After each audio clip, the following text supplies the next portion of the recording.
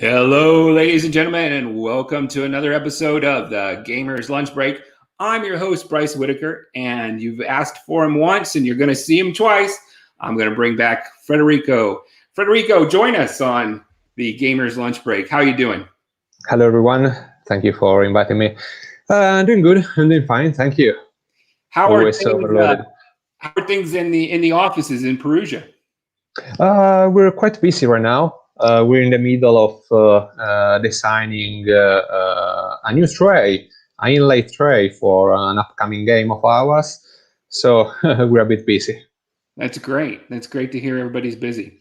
For all the folks out there just joining us, this is the Friday show where we interview people and we talk about books.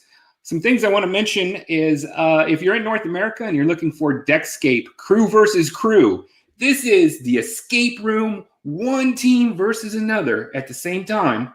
That's going to hit North America at the end of April. Contact your friendly local gaming stores and get a copy today. Also, on that shipment, on that boat coming to America, we're going to also have Detective Nightmare in the Mirror. So yet another mystery that's great fun and detective work is hitting North American shelves at the end of April. I'm really excited about today's show. We're going to talk about our all-time favorite games. And I'll start with a couple of caveats. One is we are not going to do any DV games since we work for DV. And for me, you're going to see a very different list than Federico's list. That's because I'm a war gamer. I'm a history buff. I like conflict. I like stab you in the back games. I like Ameritrash. You're going to see all the stuff that I like because of a theme. And Federico's list, I think you're going to like because it has a lot of just good game design. Federico, what's your caveats for today? Well, my caveat is that I will not discuss a top 10 where I place games one over another. Okay. I'm going to tell you about them in random order. And that's because which game I prefer depends on the gaming group, how much time do we have when we play, and our mood on the day. Yeah, so I think mood plays into it a lot when you're making a list. And even a top 10 list, you have problems where one day this one's a little higher, one day this one's a little higher. Yeah. Yeah. Also, you cannot really compare different genre of games or different mechanics. There are just too many variables. It's not that one game is better on absolute terms than the other. Maybe it's just the most suitable game for the moment. I wholeheartedly agree. So let's kick things off here. Federico is going to go first. What do you have for us? Okay, so I'm just going out with the first one. Let's see. Okay, maybe this is one of my most favorite of the list, nonetheless. So I'm going to show you which one it is. Okay, here we have it. Brass Lancashire from Roxley Games. Game design by Martin Wallace. Martin Wallace is a big. I'm a big fan of his work. Yes. So Brass is for the people at home that do not know about the game, is a Eurogame. I would say quite old. The first edition was 2007. And it was remastered by Roxley Games in a new modern version, which was revised both in graphics and rulebook-wise. And it met a huge success on Kickstarter. It was launched alongside with the second game that is called Brass Birmingham. I also love that one, but if I have to choose between the two, I prefer the original. And it is a Eurogame that lets you play as a magnate, an industrial person in the 1800s during the English Industrial Revolution, the Second Revolution, and you have to build a network of resources and factories where you have to really take your time to decide how you want to transport the coal you need, the iron you need for producing victory points by the end of the day, increasing your income, and keeping the control of the most productive areas of the game board. And it has a high interaction. You cannot deal damage to the other players, but each time you place one of your tiles on board, the repercussions are quite heavy on the other players. Yeah, that sounds pretty amazing. Who can pass up being a shipping magnate in Victorian age, right? Yeah, no, it's a nice theme. All right, my pick here, I'm going to start out with is I'm not really a casual gamer. It's often difficult for me to relate to non-gamers, like family reunions and stuff. I want to play the difficult stuff, but there is one game that I do like playing with the family and they're non-gamers, and that is 10 Days in the USA. I think a lot of people already know about this game, but you're trying to make a trip that is from state to state and goes 10 days. And it's very it's very thought-provoking in the strategy of what cards you're going to take and put in your tray. And sometimes you get a great trip and then something happens. Someone takes the state that you need. But it's a great 4-player game. It's a great game for people who really aren't gamers. And it teaches a lot about strategy, even in a very simple way. So that's one of my favorites. All right. Yes, what do you have also, for us next? the new edition of 10 Days is coming along quite nicely. Yeah. Yeah, we had the chance to make the localization of it for the Italian market, and I think it's going to be released on the US market at the same time, early summer or something like that. Even That'd before, be great. maybe. I definitely will upgrade there. It has improved graphics, overall nice illustrations. The materials are very nice to touch, so I think it's a nice improvement over the old one. That's great. Yeah, I can't wait. I'll get the new copy for sure. All right, we're going to bounce it back to you. What do you have for us? So I'm going to change a bit the genre of game. So I'm just going to show you which one is on next on the list. And here we go. We have Chaos in the Old World by Eric Lang, which was who was the lead game designer for Simon. For a very long time. He's the father of Rising Sun, Blood Rage, and many of the most famous area control games, I think, on the market. And okay, I'm just going to remove this one. Okay. So, Chaos in the Old World is the connection between two themes that I really adore. One is Warhammer. I've been a Warhammer player, fantasy Warhammer player for more than a decade, and I just love its setting. And I also love area control games. And Chaos in the Old World, which was released back in 2009, just hit all the right points with me, because it's very tight.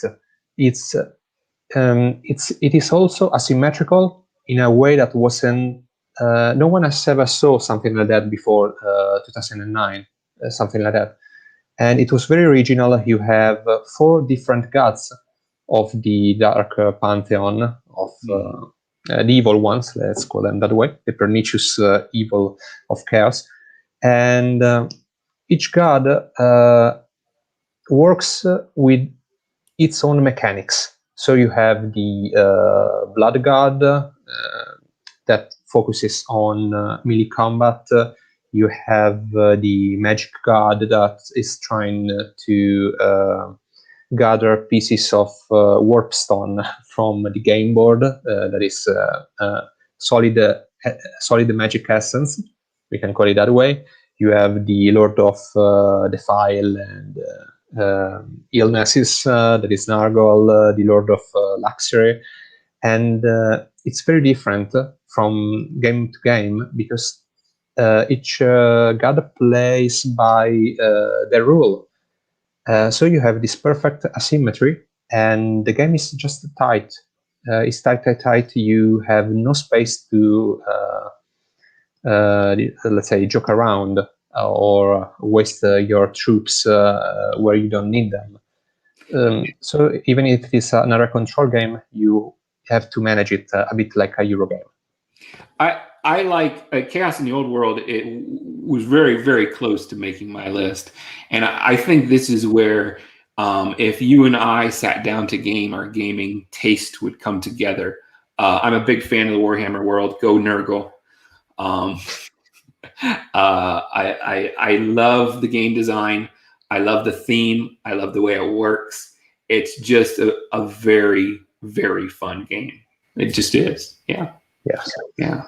All right. I'm going to go into space a bit. And, I like science fiction a lot. And there's several games on this list, but I really like them for their adventure aspect more than just really being in space.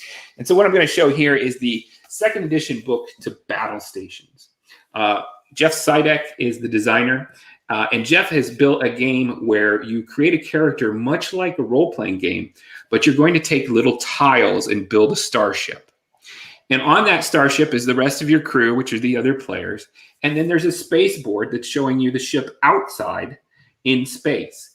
And this book is filled with like 50 missions that you go on in your spaceship. And you're a pilot, you're a Marine, you're a diplomat, you're a scientist. And you go around the universe, you try to complete missions, and then you level up like a role-playing game and you get new powers and abilities. And this book is also just filled with a ton of special abilities for your character. So it's like I guess I'd say if you played some adventure games like Descent, it's sure. Similar. But the fact that you play it, it's partially role-playing, but mostly you play it on a board. It's fantastic. Missions take from anywhere from 1 to 2 hours.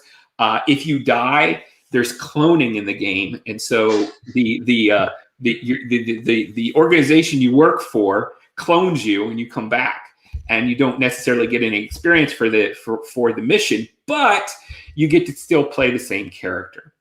And do you need a master to play the game? You do need a GM, and the GM is going to control the enemy ship, all the little enemy miniatures, and I love doing that as well.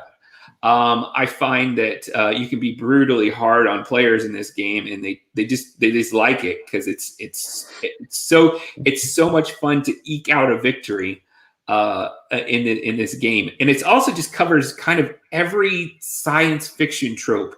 So there's laser pistols in the game. There's laser swords, you can anything that's in science fiction will probably be in here in some way. And it just takes me into a space where I feel like I'm on a crew. I feel like I'm running missions. And my players and I love it. We've been playing it since 2005. We still can't get enough of it. It's just brilliant. So that's my favorite for a space game. Now I do have some other space games in the list, but let's head back to Federico. What do you got for us? So just to follow the theme of space exploration, I want to go with Nemesis from Awakened Realms. Well, first of all, I need to say that I didn't understand much of the game at first when I saw it on Kickstarter. and I was sold on the hype train, mainly because, after all, I'm a modelist, I'm a miniature painter. So that means that when you see, basically, it's Alien, the game, from Ridley Scott. So when you see all those nice miniatures, you just want to have them and paint them. Then I received the game and I started playing it, and it was just love at first sight. My friends and I, we just kept playing over and over each weekend for months. I think I have almost 30 games on Nemesis. Wow. And it is to say a lot, because if you consider that I couldn't play during the coronavirus emergency, so it traces back to 2019, 2020. And Nemesis was this huge hit where you have this savage game. You just have to control this group of people. Each of them has their own personal objectives. It's not guaranteed that one of them is the traitor or not, so you feel paranoid all the time because you cannot trust anybody, and you have to make sure that the ship doesn't explode from one moment to the other, from another. And in the meantime, you have an alien invasion going on the ship, and you have all these different races, species of aliens, xenomorphs, that just try to cleave through you like paper. And you have to manage your resources. You have really to get into the feeling of the game. And it's not as if it is fair to the player, but it's very memorable. I can remember exactly what happened in each and every game I played, even if it was 1 year ago, because I remember specific moments of things that happened that were just incredible or absurd, and we just keep playing the Nemesis because of that. So I think a lot of games that have those moments are really the ones that we always just remember them, right? It's a memorable moment. We take it with us. 5 years later, we're still talking about it. And so I'm going to go to a game like that for me. And this game is Battlestar Galactica. Oh. Battlestar Galactica, my first game of this, I will always remember because I was elected president, I was the admiral, and I was a Cylon. and I took the players down a dark, dark place. But I love this game. It honestly, when people come to me and say, can you recommend an IP game of television or movies? Normally, my response is, most of the time, if you're looking to play something that mirrors TV or a movie, try a role-playing game. But this is the exception. Every time I sit down to play this game, I feel like one of the characters. I do what the character does, and I feel the pressure of everything around me and who might be betraying me. And it's a very solid game. Yeah. I never have a bad game of it, and it's always just like being in Battlestar Galactica, an episode of it. Yeah. It's just, the thing is, it's not just doing one thing right, because you can play. No, you can play. There are many mechanics, many different mechanics in that game. So you can just have a rich experience, a complex one. It's not like many social deduction games that are quite flat in that regard. So yeah. I like all the little mini parts of it. Now, for some gamers, I will tell you, it can get overly complicated and in some cases a little fiddly. And the time it takes to play when you have 6, 7, 8 players is an investment. But if you can get through all of that stuff, it is a great experience. Yeah, I love it. All right, let's bounce it back. What do you got for it? Just before going back to my top 10, another game that is really good and is the transfiguration of a TV series. It's Spartacus. I think it was called The Blood and Treachery. I've not played that. And it's from the TV series that aired about 10 years ago, I think. It is really good because you have to manage all your gladiators like a Euro game, and you have to keep them, feed them, pay the rent, give them the gear. And when you have arranged for everything, you have the fight in the arena. And the goal is to be the most influential person, not in Rome, but in the city of the game. I think it was Capua, but I'm not sure about that. In that game, can your gladiators revolt against you? No, they cannot. Okay. You're the Roman noble, I would say, and it's because the game was set before the gladiator revolt of Spartacus. So it followed the first 2 seasons of the TV show. So I see. Yeah. Okay. So moving from one social deduction game to let's call it an investigation one. Okay. I have to go with Sherlock Holmes, Consulting Detective. This is an old game. This is really an old game. It first released back in 1982, if I recall correctly, and it has seen many iterations, and it was updated, I think, for the Italian market. But when we have to sit around the table and dive in a setting where we all feel part of a discussion of a deduction, we play Sherlock Holmes, Consulting Detective. If it is not the best game because we already played that, we have the expansion boxes that came with the new cases. And even if it is just a sort of how do you call the books that are also games? A game book? Yeah, if that makes any sense. Game book, yeah. Yeah, because in Italy we call them libro game, which means game book by translation. And you get that feeling of richness from the text, all the details, all the small things that you have to note down. And it is something that we play with a huge whiteboard, about 2 meters for 1.5 meters.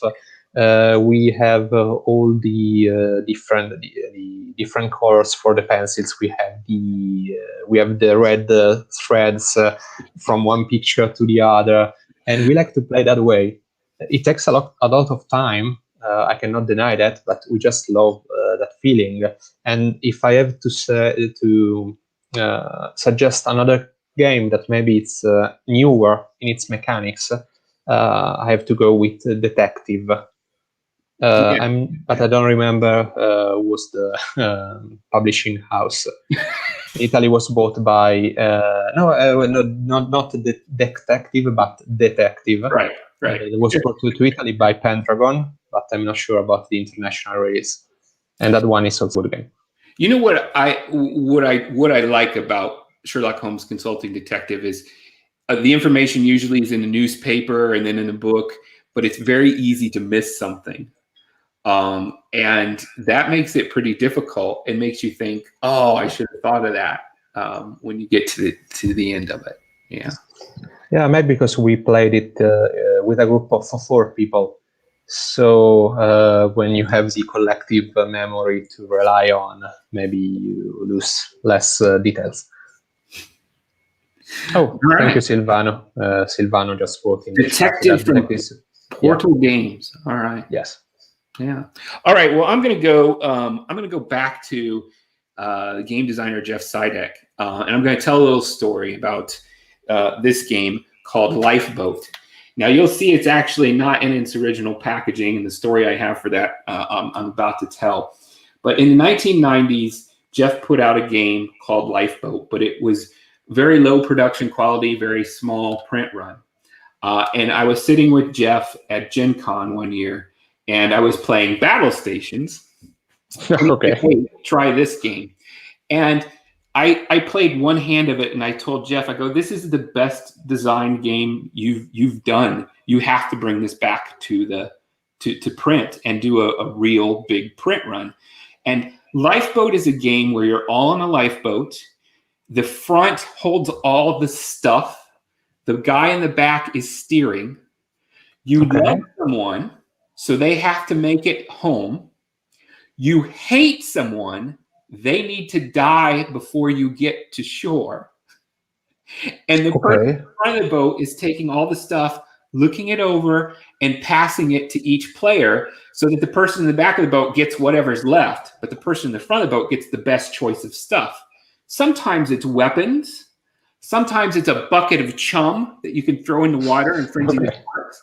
And then every turn, there's a chance that one or two or three people will go overboard. They'll take some damage. You pull them back in. Maybe you chum the waters and the sharks get them for another point of damage. And then it tells you who's thirsty from rowing the boat and who's who's going to be penalized if they fight.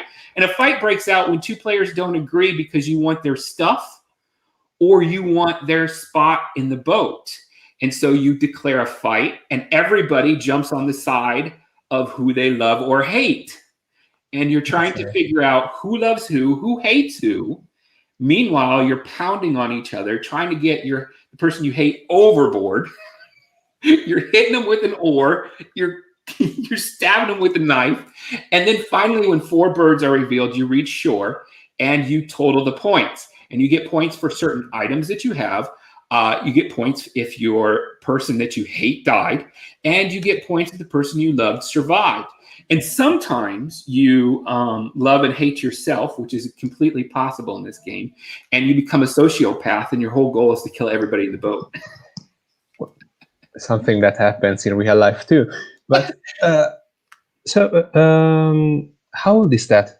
So this game was reprinted over a decade ago, but it came out in very small kind of one-color cards in the 90s. This box, however, the story that goes with this box is we were at Gen Con the following year, and Jeff had gotten a printer, and we were waiting for the copies to arrive, and they weren't going to come to Gen Con.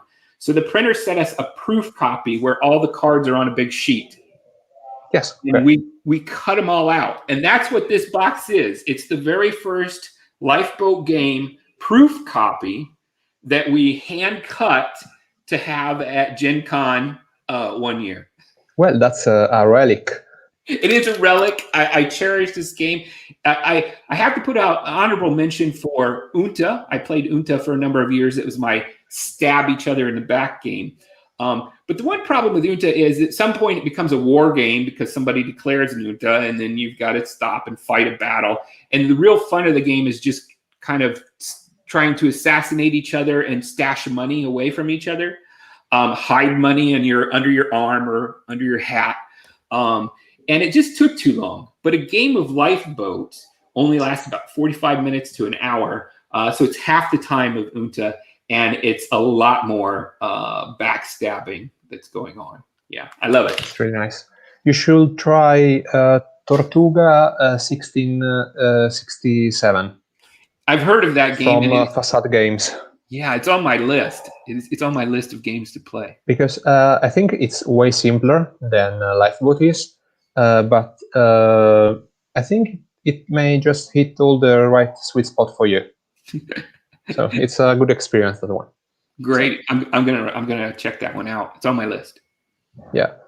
So let's go on to my next game on the list, and we have Arkham Horror, the card game. So this has been our, I think, most beloved game in the last couple of years from my group of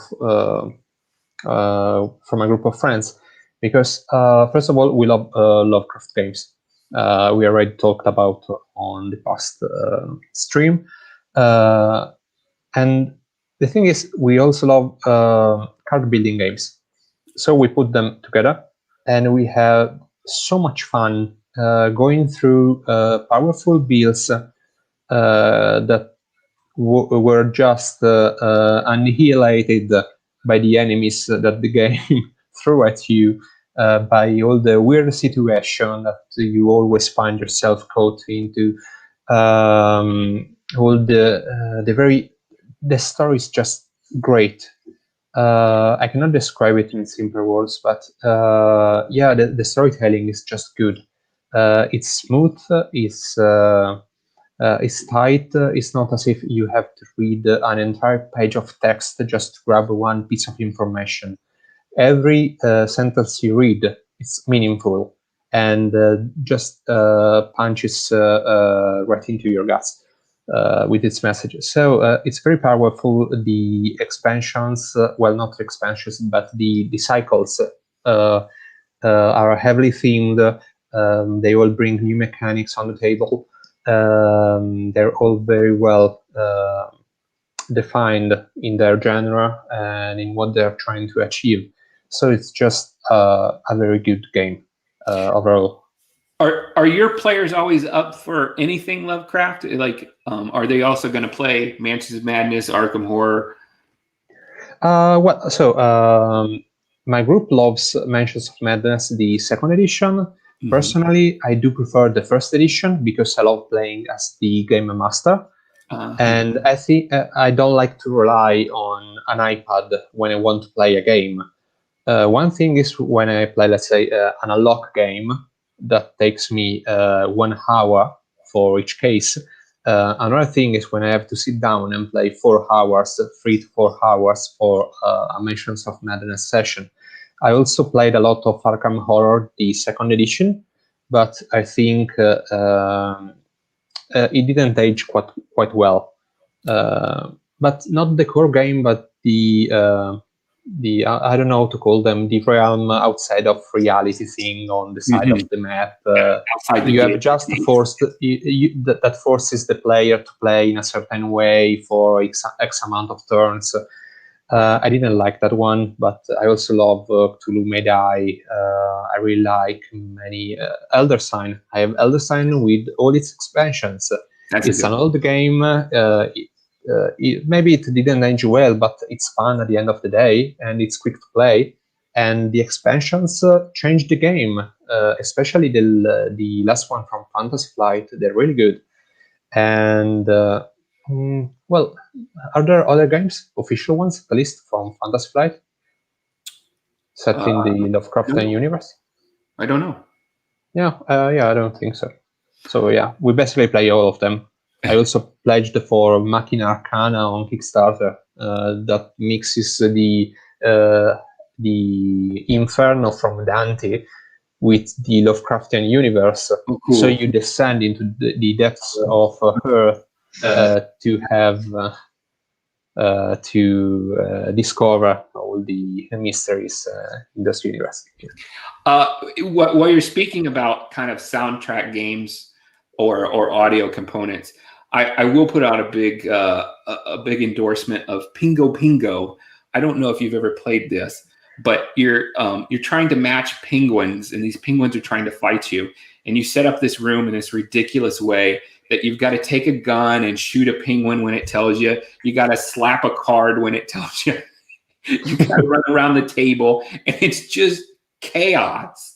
And it's really a children's game, but much like in Snorta, when adults want to really have fun and just play something crazy, Pingo Pingo and Snorta are the games. I'm going to go now with this game, which really takes me kind of out my element a little bit anyway. I talked about being a Ameritrash fan. Cyclades is my wife's favorite game. It's part Euro and part war game, and the war game part is what I really like, obviously. But this game is fun, just not because it's myth. It's fun to study the Greek myths, but It's a war game that doesn't eliminate players. If you have 2 or 3 islands and somebody takes those islands from you, you still always have 1 island they're not allowed to touch. The mechanics get you back in the game quickly. It's just keeps everybody involved to the end. And I've never had a game of this not be exciting into the last round when somebody does something, somebody bids on this guy, somebody plays a card, and that final round always seems to twist a few times before you're sure that you have a winner. Yeah. And this is one of my favorite games to play, obviously with my wife, but with other gamers when we get the chance. I had the chance to play it. I think a few years back, and really loved it because it is just a solid. It doesn't take too much for the explanation of the rules. Maybe you just need a couple of turns to get the hang of it. But when you start playing, it just flows nicely. So it's a good game. All right, your turn. Okay, let's see if I can get and hold on the graphics. Okay, let's go with Kailus. Kailus? I have no idea. It's French, I think. I have no idea how to pronounce that. Yeah, I don't know. We always call it Kailus. Caylus. So, Kailus is a very old, no, not very old, but quite an old game from 2005.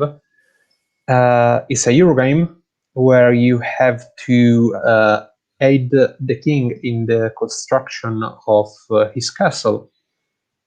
And the thing is that you have to, it's a worker placement game, but you have to place your workers along a road that goes from the castle to the countryside.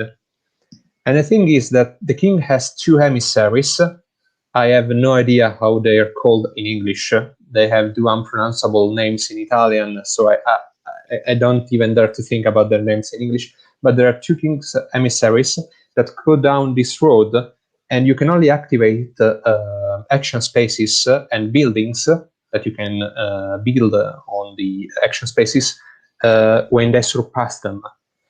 And the most hideous thing you can do to your friends is that after they have placed their workers in the last action spaces of the road, you just move the emissaries back towards the castle, cutting them off the activation line.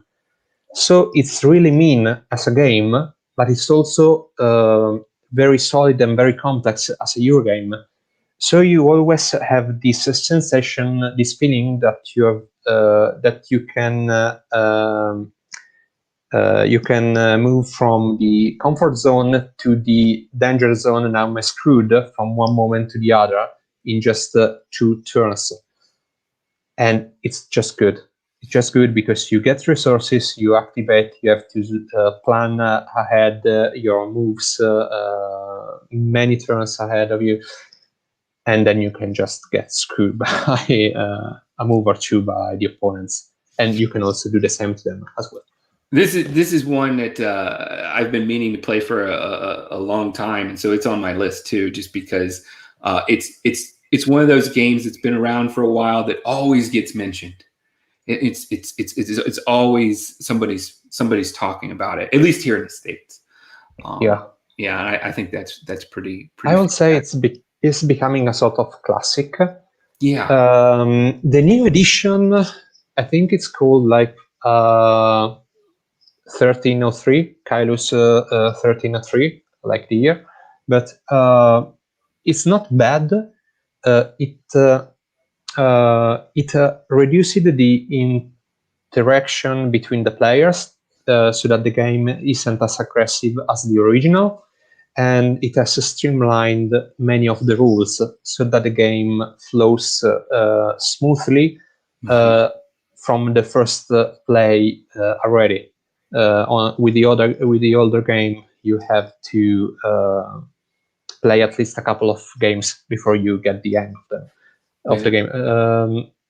but it's a good product. But the feeling you get from it is different. I don't feel the same satisfaction I get from playing the original with the remake. Yeah, that's interesting. There's some games that I look at the additions too, and they change. And sometimes you really like it, sometimes you hate it, and then sometimes you're like, I don't know which one I like. Yeah, because it's different. It's just different.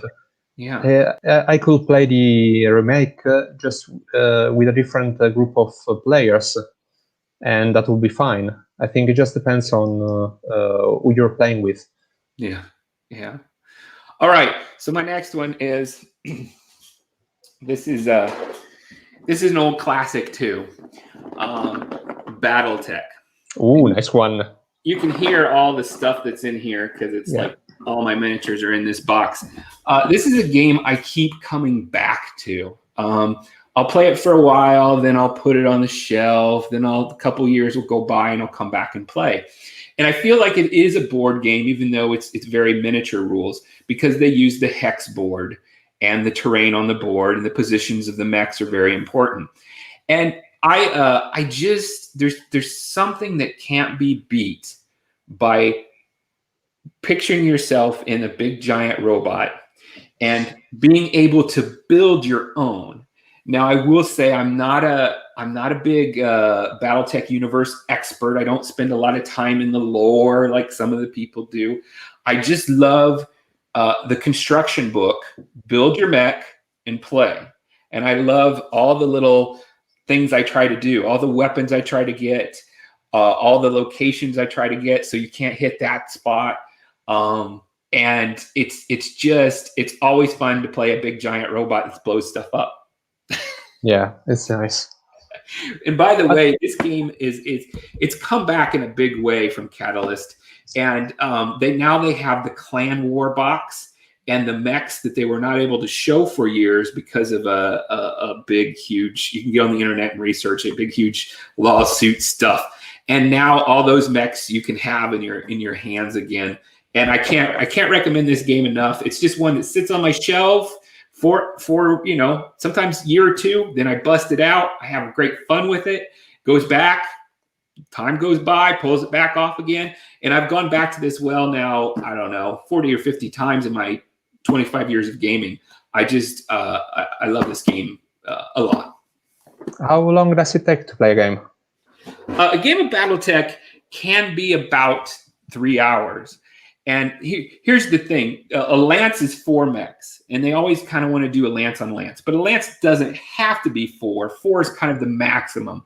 Okay. So you can play 2-on-2 or 3-on-2 because you're building your mechs based on tonnage. So a big mech with 100 tons could take on 2 mechs that are 50 tons. And so that kind of is part of the point value of the game.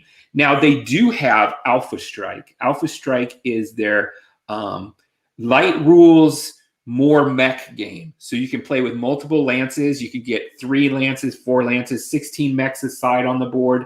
And everything is going to be resolved very quickly. And you're just going to take mechs right off the board.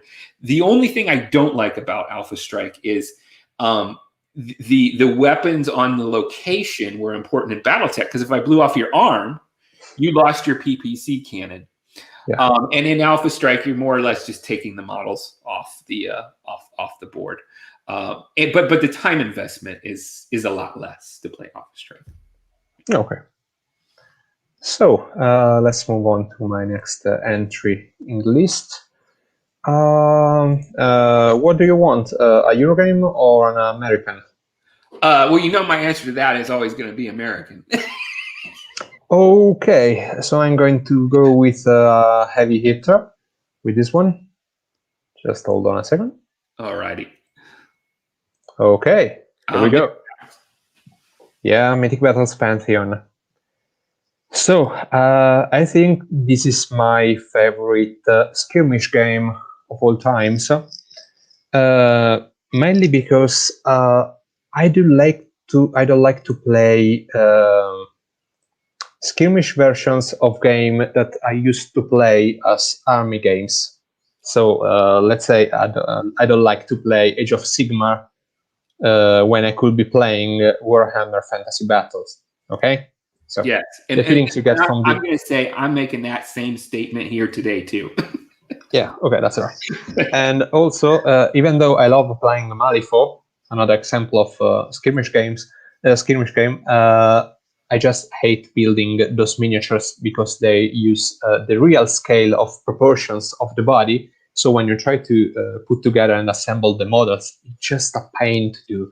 So I just hate the models. They're really good looking, they're gorgeous, but I don't want to build them anymore. Yeah, I've been there. Mythic Battles Pantheon is the realization of a dream I had since when I was a kid, because I was really into the Greek mythology and the Roman one as well, the classic mythology, Zeus, Ares, Apollo, and all the other divinities. So when I first saw the game, I was already sold on the miniatures because I'm already planning. I already planned for a shelf with all the miniatures on them, all painted and so on. But the game is good. It's solid. You have to build a list right at the beginning of the game. You put all the miniatures on a table, and you sit next to your opponent, and you just go, okay, I want that deity. Okay, I'll go take the other one. I want the Chimera. Okay, I'll go and grab the Centurions. And you just continue to do that until you get to the amount of points that you want to play with. And you have built 2 armies, and then you just place the game board, take all the cards, the activation cards for each and every unit you have, and then you just start playing. And the system is simple because you don't need to learn 200 pages of rulebook as you do with other miniatures games, but it's just 30 pages for the main rules. And all the special powers are listed on the not the punch board, on the board, the cardboard board of the special units, or on the cards of the normal units. And it's just a few sentences long. It's not like it's a wall of text that you have to face to play the game. And so the main theme is that the Olympus has shattered. The gods have lost their power, and Zeus is not the father of gods anymore because he has lost his power too. So the gates of hell have opened. The heroes from the past generation arise from dead, and now all the divinities, all the deities are fighting each other to take the last pieces of Olympus, absorb them, and become the next father or mother of the Olympus, and then reign upon humanity and the world itself. So the flavor is just good. The setting, the theme, and what you do is really epic. Is that game? Does it have expansions? It has expansions, but when it's like buying new units. So maybe it's the Titan expansions. Okay, it's a box with 4 huge miniatures like this big. Wow. Of the Titans, like Typhoon, Gaia, and all the those that came before the gods, and they came along with their boards with the special rules to play. And you have maybe a book of scenarios that you can play that have already pre-built army lists in them. So you just, okay, I'm going to play like the movie 300, the Battle of, was that called in English? Oh yeah, Thermopylae. Oh, it's the same in English? Yeah. Okay, oh yeah, the Battle of Thermopylae. I thought it was translated in some other way. Yeah, you can play that. You have the list to do that. You can just take all the units you need for the 2 factions. You have the Persians on one side, you have the Spartans on the other side. You take the player board, and then you have some special rules for the scenario.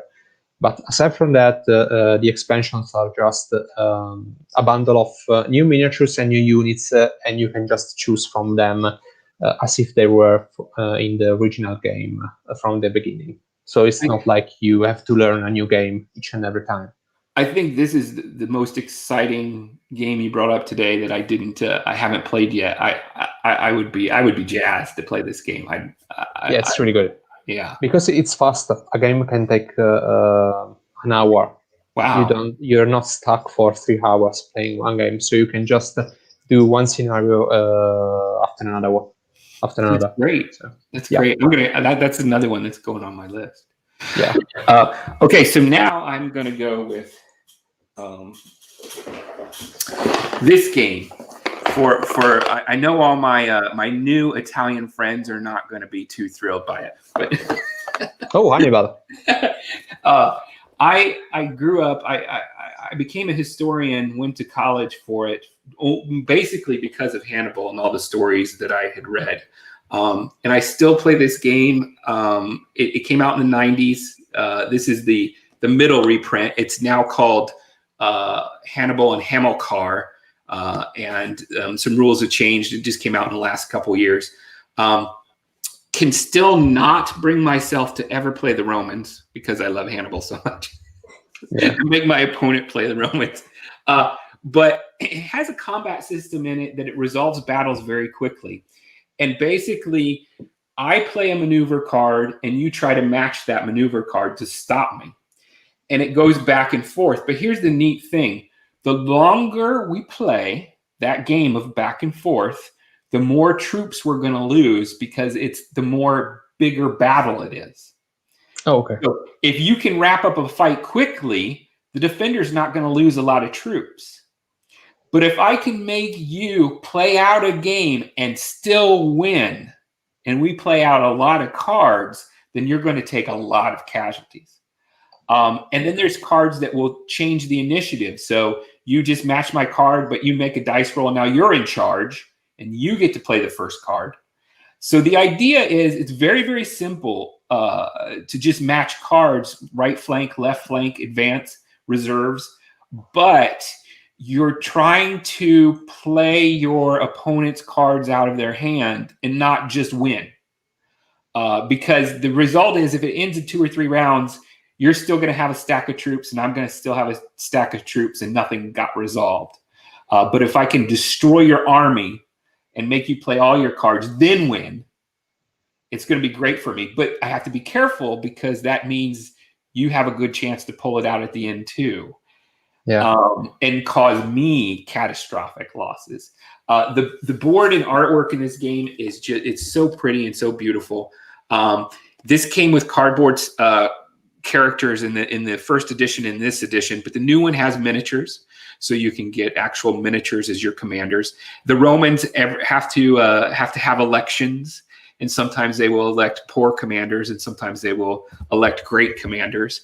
And the Hannibal's forces, the Carthaginians, they have to deal a lot with what's going on in Spain and try to keep their base of power to stay in the game as well. But I love it. Even after 30 years, still break it out. 2-player game. Does take a lot of time, but it's pretty, it's beautiful, and it's a lot of fun.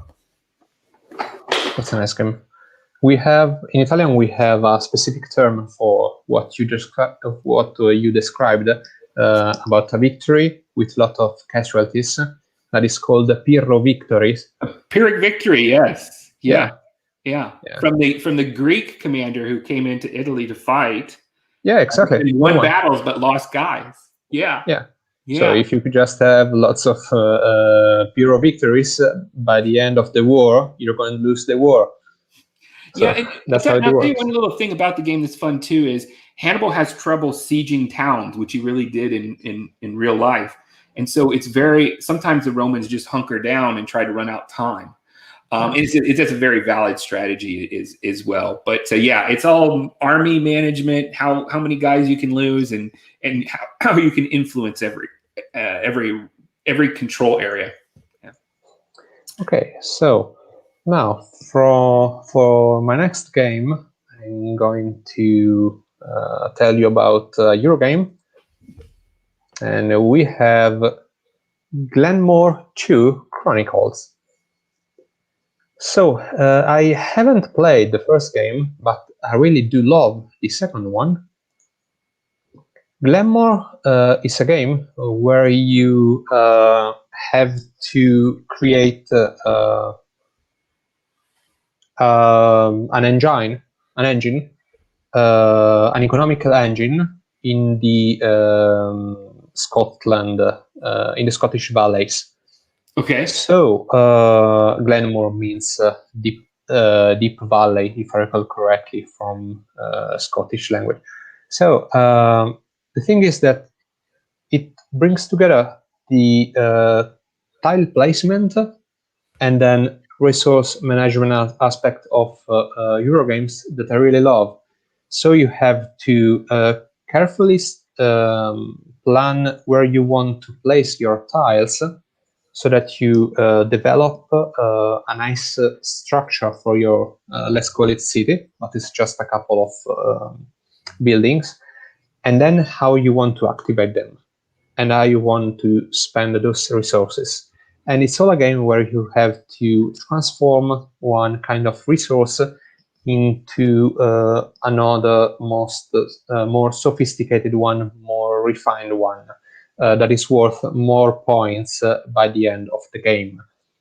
And you also get the chance to collect many things like paintings, like some specific buildings, some collectibles.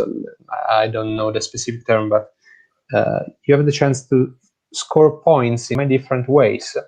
And the game is just tight and quick to play. When you have a group of people that are skillful in this and proficient in the game, a 4-player game can take just 40 minutes or so. And it's not really heavy. I mean, it's not as if there are lots of rules that you're just confused about them, but it is simple to explain, but it's hard to master. And I think that is one of the best feature Eurogame can have. That's great. So yeah, it's just very nice to play Glamour because it's smooth, it's simple, it just flows well, and you have a lot of fun. The components are just top notch. We have lots of tiles with very good illustrations, all the wooden meeples, and it's just good. Yeah. Well, my producer is telling me we've almost reached our hour mark, so this is what we're going to do. We still have quite a few games to talk about, so we're going to do I have one left. Yeah. Okay. Well, I got a couple, but this is what we'll do. We'll have another show on where we'll finish our list and maybe add a couple. And I hope you've enjoyed the games that we've brought out today. You can find them from your local game shop. If you have more questions for me or Federico, please let us know. Be sure to like and subscribe us on Facebook. We are now on Twitch. We are now on YouTube, and we are in Discord where you can talk to us live. So come in and say hey. For Federico, I'm Bryce Whitaker. This has been Gamer Lunch Break, and we will see you all next week. So long. Bye.